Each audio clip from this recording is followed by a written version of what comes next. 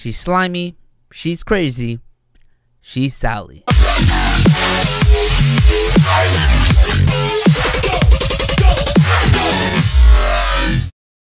Yo, what is going on, my husbandos and waifus? My name is HERMSAUR and welcome to another review for you guys. Today we are reviewing Black Clover episode number 32. Now this episode actually, like I would say 25% of this episode was not in the manga, or at least not that I remember. I was literally flipping through the manga while watching this to see if it was added, and it wasn't.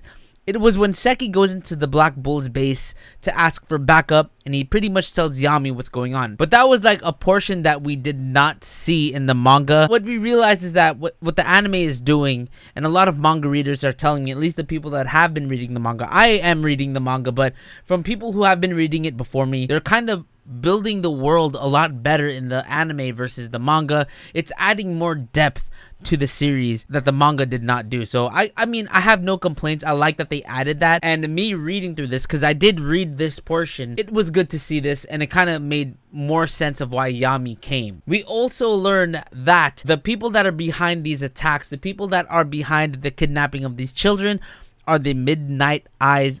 The Midnight White Eyes. I forgot what they're actually called, but they're the main bad guys, Lights group. And this is where we get introduced, well, reintroduced to Sally. Now Sally is that crazy girl that wants to dissect people. She's like the scientist of the group, and she has like this salamander that's able to absorb magic and to take hits. Actually, when Gauche is shooting its light towards it, we learned that salamander can actually absorb magic pretty well, and even as Asta was trying to slice through it, it could handle physical magic.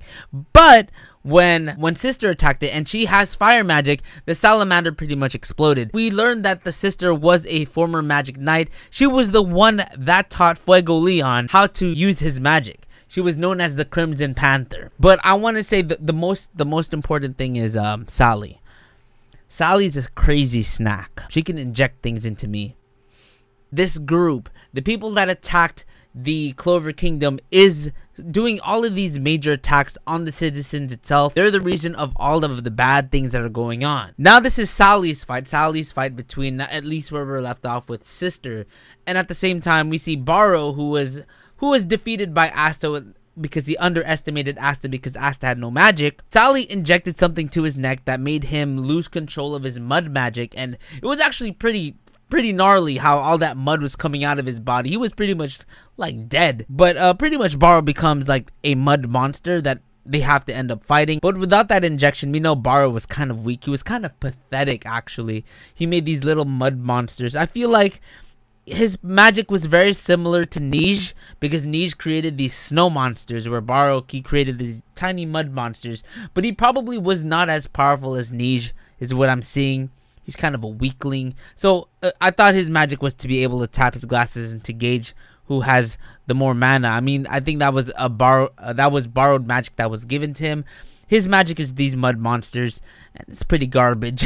We also see a selfish side of Gauche. Gauche is a fucking douchebag. He only cares about his little sister. When Asta was going through that situation and fighting along sister, Gauche just takes his sister into safety and leaves everyone behind. He only cares about his little sister, and it's pretty bad. Even his sister Marie is kind of like, what are you doing? You gotta go back and save them. That look that she had in her eyes is like, please go back and help Asta. But of course he's a fucking douchebag, and he won't do that. But of course this is an anime. He's gonna go back and help his friends. He has to help Asta. Asta needs help. I think the thing that shined the most this episode was the fact that sister, aka Crimson Panther, is fucking powerful. She is the one that helped Fuego Leon get to the point where he is right now. She's really strong. She was a former magic knight, and that Sally is a snack. Now the only question is, how will Asta and sister be able to deal with this mud magic? Is Gauche gonna come back and help them out? Of course he is. And will the backup arrive in time? Will Yami be able to come through and help them out? Because it looked like when he was telling Seki, like, we don't really have enough people here for backup. We'll see. Of course, we know, like, according to the opening, Yami comes. I can confirm this. I'm sorry, that's a spoiler. But Yami will come, and we'll finally get to see Yami put in some work. But anyways, guys, that is my review for episode number 32. If you guys enjoyed, make sure you guys go ahead and drop a like for me, because that would help me a lot. Really, really good episode, actually. And Sally's a snack. A snack.